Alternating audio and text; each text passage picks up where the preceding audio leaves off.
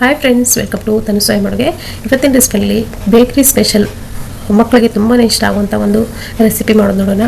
ತುಂಬಾ ಟೇಸ್ಟಿಯಾಗಿ ಮನೆಯಲ್ಲೇ ಸುಲಭವಾಗಿ ಮಕ್ಕಳಿಗೆ ಮಾಡಿಕೊಡ್ಬೋದು. ಬನ್ನಿ ಹಾಗಿದ್ರೆ ಇದನ್ನು ಯಾವ ರೀತಿ ಮಾಡೋದು, ಇದಕ್ಕೆ ಏನೇನು ಬೇಕು ಅಂತ ನೋಡ್ಕೊಳ್ಳೋಣ. ಸೊ ನೋಡಿ, ನಾನಿಲ್ಲಿ ಒಂದು ಮಿಕ್ಸಿಂಗ್ ಬೌಲ್ ತೊಗೊಂಡಿದ್ದೀನಿ. ಇದಕ್ಕೆ ನೋಡಿ ಒಂದು 1/4 ಕಪ್ ಆಗುವಷ್ಟು ಹಾಲನ್ನು ಹಾಕ್ಕೊಂಡಿದ್ದೀನಿ.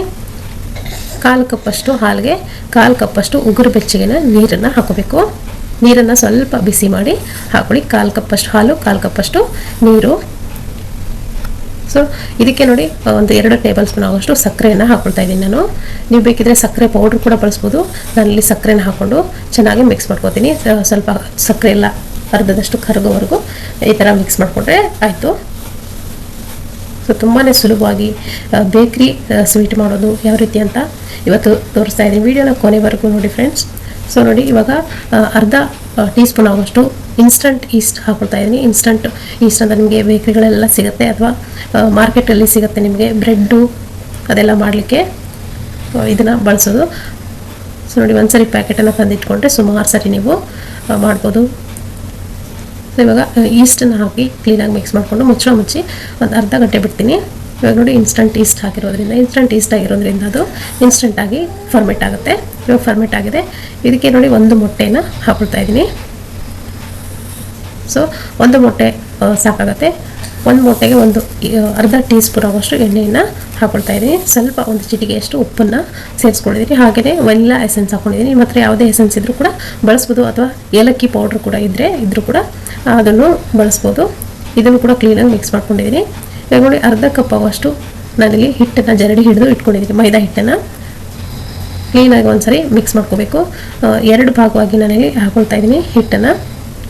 ಅರ್ಧದಷ್ಟು ಹಿಟ್ಟನ್ನು ಮೊದಲಿಗೆ ಹಾಕ್ಕೊಂಡು ಚೆನ್ನಾಗಿ ಕಲಿಸ್ಕೊಳ್ಳಿ. ಸೊ ಈ ಥರ ವಿಸ್ಕರ್ ಆದರೆ ಕ್ಲೀನಾಗಿ ಮಿಕ್ಸ್ ಆಗುತ್ತೆ, ಯಾವುದೇ ಗಂಟುಗಳು ಕೂಡ ಆಗೋದಿಲ್ಲ. ವಿಸ್ಕರ್ ಇದ್ದರೆ ವಿಸ್ಕರಿಂದ ಈ ಥರ ಕಲಿಸ್ಕೊಳ್ಳಿ, ಅಥವಾ ಫೋರ್ಕ್ ಸ್ಪೂನ್ ಅಥವಾ ಸ್ಪೂನಿಂದ ಯಾವುದೇ ರೀತಿ ಗಂಟುಗಳಾಗದಿರೋ ಥರ ನೀವು ಮಿಕ್ಸ್ ಮಾಡ್ಕೊಳ್ಬೇಕಾಗುತ್ತೆ. ಇವಾಗ ನೋಡಿ, ಕ್ಲೀನಾಗಿ ಮಿಕ್ಸ್ ಮಾಡಿಕೊಂಡು ಆಗಿದೆ. ಸೊ ಇದಕ್ಕೆ ಇವಾಗ ಅರ್ಧ ಟೀ ಸ್ಪೂನ್ ಆಗೋಷ್ಟು ಬೇಕಿಂಗ್ ಪೌಡರ್ ಹಾಕ್ಕೊಳ್ತಾ ಇದ್ದೀನಿ ನಾನು. ಹಾಗೆ 1/4 ಟೀ ಸ್ಪೂನ್ ಅಷ್ಟು 1ರಿಂದ 2 ಡ್ರಾಪ್ಸ್ ಅಷ್ಟು ವಿನೆಗರ್ ಕೂಡ ಹಾಕ್ಕೊಂಡಿದ್ದೀನಿ. ಈ ಎಲ್ಲ ಇಂಗ್ರೀಡಿಯೆಂಟ್ಸ್ ಲಿಸ್ಟನ್ನು ನಾನು ಡಿಸ್ಕ್ರಿಪ್ಷನ್ ಬಾಕ್ಸಲ್ಲಿ ಕೊಟ್ಟಿದ್ದೀನಿ. ನಿಮಗೆ ಡೌಟ್ ಅನಿಸಿದ್ರೆ ಒಂದ್ಸರಿ ವಿಡಿಯೋ ನೋಡಿ ಅಲ್ಲಿ ಚೆಕ್ ಮಾಡ್ಬೋದು, ಅಥವಾ ಇಲ್ಲೂ ಕೂಡ ಶೋ ಆಗ್ತಾ ಇರುತ್ತೆ, ಅಲ್ಲೂ ಕೂಡ ನೀವು ನೋಡಿಕೊಂಡು ಮಾಡ್ಕೋಬೋದು. ಬೇಕಿಂಗ್ ಪೌಡರ್ ಹಾಗೆ ವಿನೆಗರ್ ಹಾಕಿದ್ಮೇಲೆ ಕ್ಲೀನಾಗಿ ಮಿಕ್ಸ್ ಮಾಡಿಕೊಂಡು ಮುಚ್ಚಿ ಇದನ್ನು 45ರಿಂದ 50 ನಿಮಿಷ ಬಿಡಬೇಕಾಗುತ್ತೆ. ಅಂದರೆ ಆಲ್ಮೋಸ್ಟ್ 1 ಗಂಟೆ ಇದನ್ನು ಫರ್ಮೆಟ್ ಆಗೋಕ್ಕೆ ಬಿಟ್ಟಿದ್ದೆ. ನೋಡ್ತಿರ್ಬೋದು, 1 ಗಂಟೆ ಬಿಟ್ಟಾದಮೇಲೆ ಚೆನ್ನಾಗಿ ಫರ್ಮೆಟ್ ಆಗಿದೆ. ಫರ್ಮೆಟ್ ಆದಮೇಲೆ ಇದನ್ನು ನೋಡಿ, ಈ ಥರ ಸ್ಪೂನಿಂದ ಕೈ ಬಿಡ್ದಾಗೆ ನೋಡಿ ಕಂಟಿನ್ಯೂಸ್ ಆಗಿ ಈ ಥರ ಮಿಕ್ಸ್ ಮಾಡ್ಕೋಬೇಕು. ಸಾಫ್ಟಾಗಿ ಆಗಬೇಕದು ಹಿಟ್ಟು. ಆ ಥರ ಮಿಕ್ಸ್ ಮಾಡ್ಕೊಂಡಾದ್ಮೇಲೆ ಇವಾಗ ಇದರಿಂದ ಸೂಪರ್ ಟೇಸ್ಟಿಯಾಗಿರುವಂಥ ಡೋನಟ್ ಯಾವ ರೀತಿ ಮಾಡೋದಂತ ನೋಡೋಣ ಬನ್ನಿ. ನೋಡಿ, ಎಣ್ಣೆನ ಕಾಯಿಗಿಟ್ಟಿದ್ದೀನಿ ನಾನು ಒಂದು ಪಾತ್ರೆಯಲ್ಲಿ. ಈ ಥರ ನೋಡಿ ಸೌಟ್ ಇರುತ್ತಲ್ಲ, ಸಾಂಬಾರು ಸೌಟು, ಈ ಥರ ಸೌಟನ್ನು ತೊಗೋಬೇಕಾಗತ್ತೆ. ನೀವು ಚೆನ್ನಾಗಿ ಕಾಯ್ದಿರ್ಬೇಕು ಎಣ್ಣೆ.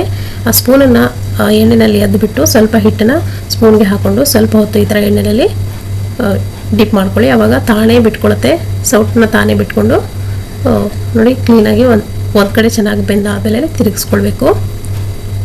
ತುಂಬ ಬೇಗನೆ ಉಬ್ಕೊಳ್ಳುತ್ತೆ, ಅಂದರೆ ಬೇಯುತ್ತೆ. ಒಂದೊಂದಾಗಿ ಈ ಥರ ಮಾಡಿಕೊಂಡು ಎಲ್ಲವನ್ನು ತೆಗಿಬೋದು. ತುಂಬಾ ಸುಲಭ ಫ್ರೆಂಡ್ಸ್. ಈ ಥರ ಸಾಫ್ಟ್ ಆಗಿರೋಂಥ ಡೋನಟ್ ಮನೆಯಲ್ಲಿ ಮಕ್ಕಳಿಗೆ ಮಾಡಿಕೊಡಿ, ತುಂಬ ಇಷ್ಟಪಟ್ಟು ತಿಂತಾರೆ. ಸೊ ನೋಡಿ, ನಾನಿಲ್ಲಿ ಎಲ್ಲವನ್ನು ಅದೇ ಥರ ಫ್ರೈ ಮಾಡಿ ತೆಗೆದಿದ್ದೀನಿ. ನನ್ನ ಹತ್ರ ಬೂರಾ ಸಕ್ಕರೆ ಇತ್ತು ನೋಡಿ, ಬೂರಾ ಶುಗರ್ ಅಂತ ಕರಿತೀವಿ, ಪೌಡ್ರ್ ಶುಗರ್. ಅದನ್ನು ನೋಡಿ ಅದ್ರ ಮೇಲ್ಗಡೆ ಈ ಥರ ಒಣಸಿದ್ರೆ ಆಯಿತು. ನಿಮಗೆ ಇನ್ಸ್ಟಂಟಾಗಿ ಮಾಡ್ಬೋದಾದಂಥ ಡೋನಟ್ ರೆಡಿ ಆಗುತ್ತೆ. ಮಕ್ಕಳಿಗಂತೂ ತುಂಬ ಇಷ್ಟ ಆಗುತ್ತೆ. ಹೊರಗಡೆ ಬೇಕರಿಗಳೆಲ್ಲ ಕೇಳ್ತಿರ್ತಾರಲ್ಲ ಮಕ್ಕಳು, ಮನೆಯಲ್ಲಿ ಮಾಡ್ಕೊಳ್ಳಿ, ಮಕ್ಕಳಿಗೂ ಖುಷಿ ಆಗುತ್ತೆ. ಸೊ ಇವತ್ತಿನ ರೆಸಿಪಿ ಇಷ್ಟ ಆಗಿದೆ ಹೇಳ್ಕೊಳ್ತೀನಿ. ಸಿಗ್ತೀನಿ ಮತ್ತೊಂದು ರೆಸಿಪಿಯೊಂದಿಗೆ. Thank you.